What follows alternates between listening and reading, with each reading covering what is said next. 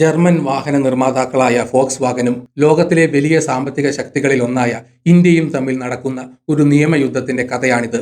ഇത് വെറും ഒരു കേസല്ല, വിദേശ നിക്ഷേപകർക്ക് ഇന്ത്യയിലുള്ള വിശ്വാസത്തെ തന്നെ ചോദ്യം ചെയ്യുന്ന ഒരു സംഭവമാണ്. കഥയുടെ തുടക്കം ഒരു വാഹന നിർമ്മാണ കമ്പനിയുടെ നികുതി വെട്ടിപ്പിനെക്കുറിച്ചുള്ള ആരോപണങ്ങളിൽ നിന്ന് തുടങ്ങുന്നു. 2024 സെപ്റ്റംബറിലാണ് ഈ കഥ ആരംഭിക്കുന്നത്. ഇന്ത്യൻ കസ്റ്റംസ് അധികാരികൾ ഫോക്സ് വാഗൻ ഗ്രൂപ്പിന്റെ ഇന്ത്യയിലെ യൂണിറ്റായ സ്കോഡ ഓട്ടോ ഫോക്സ് വാഗൻ ഇന്ത്യക്ക് ഒരു ഷോ കോസ് നോട്ടീസ് അയക്കുന്നു. നോട്ടീസിലെ തുക കേട്ടാൽ ആരും ഞെട്ടിപ്പോകും. ഏകദേശം 1.4 ബില്യൺ അമേരിക്കൻ ഡോളർ, അതായത് 11,500 കോടി രൂപ. ഇന്ത്യയുടെ ചരിത്രത്തിലെ ഇറക്കുമതിയുമായി ബന്ധപ്പെട്ട ഏറ്റവും വലിയ നികുതി ആവശ്യങ്ങളിൽ ഒന്നായിരുന്നു ഇത്. എന്തുകൊണ്ടാണ് ഈ ഭീമമായ തുക ആവശ്യപ്പെട്ടത്? ഇവിടെയാണ് കഥയിലെ പ്രധാന ട്വിസ്റ്റ്. ഇന്ത്യൻ നിയമം അനുസരിച്ച് ഒരു വാഹനം പൂർണ്ണമായി ഇറക്കുമതി ചെയ്താൽ കംപ്ലീറ്റ്ലി ബിൽറ്റപ്പ് അഥവാ CBU ആണെങ്കിൽ അതിന് ഉയർന്ന നികുതി ചുമത്തും. എന്നാൽ ഒരു കാർ ഭാഗങ്ങളായി ഇറക്കുമതി ചെയ്ത് ഇവിടെ വെച്ച് കൂട്ടിച്ചേർത്ത് വിൽക്കുകയാണെങ്കിൽ, അതായത് കംപ്ലീറ്റ്ലി നോക്ക് ഡൗൺ അഥവാ CKD, നികുതി കുറവായിരിക്കും. ഈ CKD യൂണിറ്റുകൾക്ക് സാധാരണയായി 30 തൊട്ട് 35% വരെയാണ് ഇറക്കുമതി നികുതി. എന്നാൽ കാറിന്റെ ഓരോ ഭാഗവും സ്പെയർ പാർട്സ് വെവ്വേറെയായി ഇറക്കുമതി ചെയ്യുകയാണെങ്കിൽ നികുതി വളരെ കുറഞ്ഞ തുകയായിരിക്കും. ഏകദേശം 5 മുതൽ 15% വരെ മാത്രം. കസ്റ്റംസ് അധികാരികളുടെ ആരോപണം ഇതാണ്.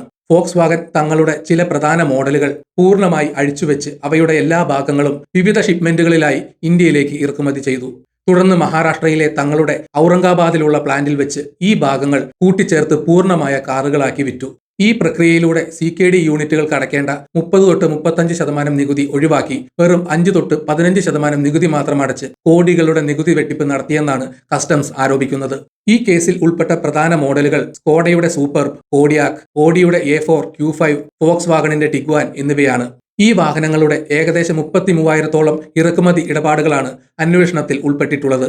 ഉയർന്ന നികുതി ഒഴിവാക്കാനുള്ള ഒരു രഹസ്യ പദ്ധതിയായിരുന്നു ഇതെന്നും പിടിക്കപ്പെടാതിരിക്കാൻ ഭാഗങ്ങൾ പല കണ്ടെയ്നറുകളിലായി പല ദിവസത്തെ ഇടവേളകളിൽ അയച്ചുകൊണ്ടിരുന്നു എന്നും കസ്റ്റംസ് നോട്ടീസിൽ ആരോപിക്കുന്നു.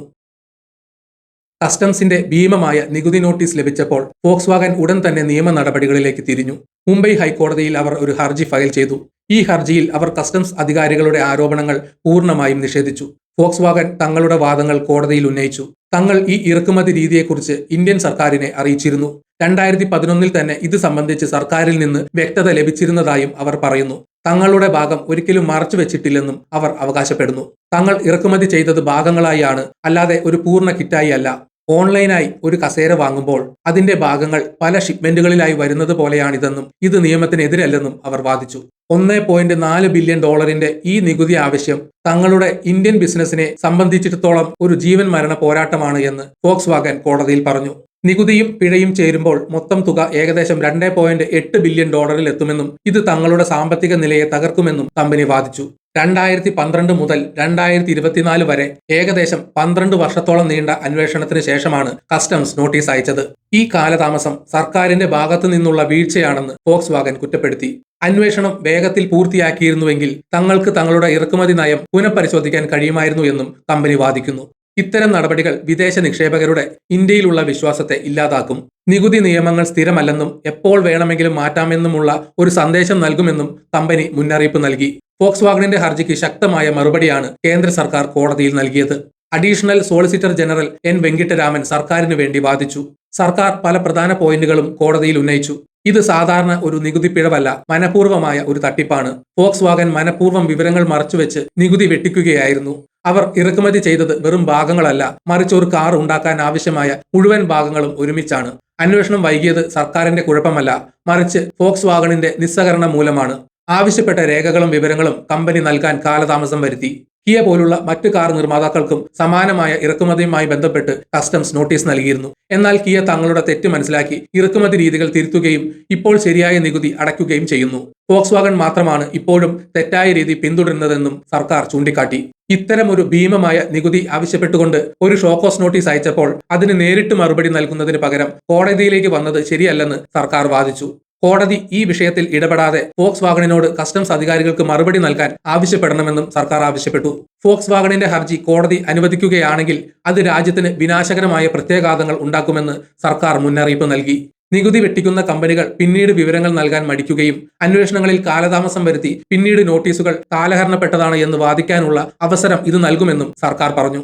ഒരു രാജ്യത്തിന്റെ നികുതിയെക്കുറിച്ചുള്ള പരമാധികാരം ചോദ്യം ചെയ്യപ്പെടാൻ പാടില്ല എന്നും സർക്കാർ വ്യക്തമാക്കി. ഈ കേസ് ഫോക്സ് വാഗണിന് മാത്രമുള്ള ഒരു പ്രശ്നമല്ല. ഇത് ഇന്ത്യൻ ഓട്ടോമൊബൈൽ വ്യവസായത്തിലും വിദേശ നിക്ഷേപകരിലും വലിയ ആശങ്കകൾ സൃഷ്ടിച്ചിട്ടുണ്ട്. വലിയ തുക പിഴയായി നൽകേണ്ടി വന്നാൽ അത് ഫോക്സ് വാഗണിന്റെ ഇന്ത്യയിലെ നിലനിൽപ്പിനെ തന്നെ ബാധിച്ചേക്കാം. നിലവിൽ ഇന്ത്യയിലെ കാർ വിപണിയിൽ ഫോക്സ് വാഗൺ ഒരു ചെറിയ പങ്കാളി മാത്രമാണ്. അവരുടെ ആഡംബര ബ്രാൻഡായ ഓഡി, മെഴ്സിഡസ് ബെൻസ്, BMW തുടങ്ങിയ ബ്രാൻഡുകളെക്കാൾ പിന്നിലാണ്. അതേസമയം മറ്റ് ചില റിപ്പോർട്ടുകൾ അനുസരിച്ച് കസ്റ്റംസ് അധികാരികൾ ഫോക്സ് വാഗണിന്റെ ചില ഷിപ്മെന്റുകൾ തടഞ്ഞു വെച്ചതിനെ തുടർന്ന് വാഹനങ്ങളുടെ സ്പെയർ പാർട്സ് ലഭിക്കാൻ കാലതാമസം നേരിടുന്നുണ്ടെന്നും പറയപ്പെടുന്നു. ഈ കേസ് മുംബൈ ഹൈക്കോടതിയിൽ ഇപ്പോഴും നടന്നുകൊണ്ടിരിക്കുകയാണ്. കോടതി ഫോക്സ് വാഗന്റെ വാദങ്ങളിൽ പ്രാഥമികമായി സംതൃപ്തനല്ല എന്ന് പറഞ്ഞിരുന്നു. പ്രത്യേകിച്ച് അന്വേഷണത്തിലെ കാലതാമസം എന്ന അവരുടെ പ്രധാന വാദം കോടതിയിൽ ചോദ്യം ചെയ്യപ്പെട്ടു. അന്വേഷണ ഉദ്യോഗസ്ഥൻ ഓരോ ഭാഗത്തിന്റെയും നമ്പറുകൾ വരെ പരിശോധിച്ച് നടത്തിയ അന്വേഷണത്തെ കോടതി അഭിനന്ദിക്കുകയും ചെയ്തു. കേസിന്റെ അടുത്ത ഘട്ടത്തിൽ നോട്ടീസ് അയച്ചതിൽ കാലതാമസം ഉണ്ടായിട്ടില്ല എന്ന് തെളിയിക്കാൻ കസ്റ്റംസ് വകുപ്പിനോട് കോടതി സത്യവാങ്മൂലം സമർപ്പിക്കാൻ ആവശ്യപ്പെട്ടിട്ടുണ്ട്. ചുരുക്കത്തിൽ ഈ കേസ് ഒരു രാജ്യത്തിന്റെ നികുതി വരുമാനവും ഒരു വലിയ അന്താരാഷ്ട്ര കമ്പനിയുടെ ഇന്ത്യയിലെ നിലനിൽപ്പും തമ്മിലുള്ള പോരാട്ടമാണ്. ഈ കേസിന്റെ അന്തിമ വിധി ഇന്ത്യയിൽ നിക്ഷേപം നടത്താൻ താൽപ്പര്യമുള്ള മറ്റ് വിദേശ കമ്പനികൾക്ക് ഒരു വഴികാട്ടിയാകും. അത് ഇന്ത്യയുടെ നിയമവ്യവസ്ഥയോടുള്ള അവരുടെ വിശ്വാസത്തെ ഒന്നുകിൽ ശക്തിപ്പെടുത്തുകയോ അല്ലെങ്കിൽ ദുർബലമാക്കുകയോ ചെയ്യും. ഈ ഹൈസ്റ്റേക്ക് നിയമയുദ്ധം ഇപ്പോഴും തുടർന്നുകൊണ്ടിരിക്കുകയാണ്. നികുതി വെട്ടിപ്പ് കേസുകൾ ഇന്ത്യയിൽ പുതിയ കാര്യമല്ല. ഫോൺ നിർമ്മാതാക്കളായ നോക്കിയ, ടെലികോം ഭീമനായ വോഡഫോൺ തുടങ്ങിയ കമ്പനികൾക്കും സമാനമായ നികുതി പ്രശ്നങ്ങൾ നേരിടേണ്ടി വന്നിട്ടുണ്ട്. ചൈനീസ് ഇലക്ട്രിക് കാർ കമ്പനിയായ BYDയും സമാനമായ നികുതി വെട്ടിപ്പ് അന്വേഷണം നേരിടുന്നുണ്ട്. ഈ കേസുകളുടെ പശ്ചാത്തലത്തിൽ ഫോക്സ് വാഗൺ കേസിന് വലിയ പ്രസക്തിയുണ്ട്. പ്രധാനമന്ത്രി നരേന്ദ്രമോദിയുടെ നേതൃത്വത്തിലുള്ള സർക്കാർ വിദേശ നിക്ഷേപകരെ ആകർഷിക്കാൻ ഈസ് ഓഫ് ഡൂയിങ് ബിസിനസ് മെച്ചപ്പെടുത്താൻ ശ്രമിക്കുന്ന ഈ സാഹചര്യത്തിൽ ഇത്തരമൊരു കേസ് സർക്കാരിന്റെ നയങ്ങളെ ചോദ്യം ചെയ്യുന്നു. ചരിത്രപരമായി ഇന്ത്യയിൽ നികുതി വ്യവഹാരങ്ങൾ വളരെ നീണ്ടതും സങ്കീർണവുമാണ്. ഒരു കമ്പനിയുടെ പ്രധാന വരുമാനത്തെക്കാൾ വലിയ നികുതി ആവശ്യങ്ങൾ ഉന്നയിക്കപ്പെടുമ്പോൾ അത് ആ കമ്പനിയുടെ സാമ്പത്തിക നിലയെ തന്നെ ബാധിച്ചേക്കാം. ഫോക്സ് വാഗണിന്റെ കാര്യത്തിൽ അവർ കഴിഞ്ഞ സാമ്പത്തിക വർഷം ഏകദേശം $2.19 ബില്യൺ വിൽപ്പന നടത്തിയിട്ടും വെറും $11 മില്യൺ മാത്രമാണ് ലാഭം നേടിയത്.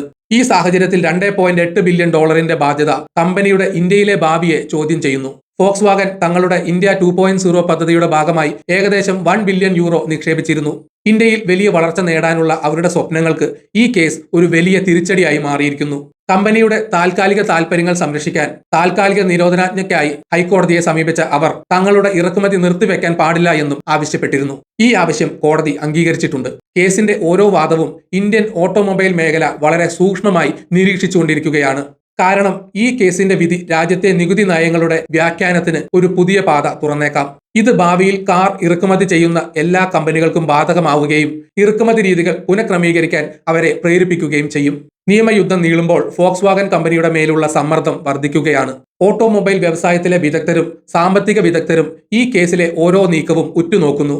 നിയമപരമായ തീർപ്പുകൾക്ക് പുറമെ ഇരുപക്ഷവും തമ്മിലുള്ള ഒരു ധാരണയിൽ എത്താനുള്ള സാധ്യതയും തള്ളിക്കളയാനാവില്ല. എന്നാൽ നിലവിൽ ഇത് ഒരു തുറന്ന പോരാട്ടമാണ്. അതിന്റെ അന്തിമ ഫലം ഇനിയും വരാനിരിക്കുന്നതേയുള്ളൂ. ഈ കേസിലെ ഓരോ നീക്കവും വിദേശ നിക്ഷേപകർക്ക് ഒരു പാഠമാണ്.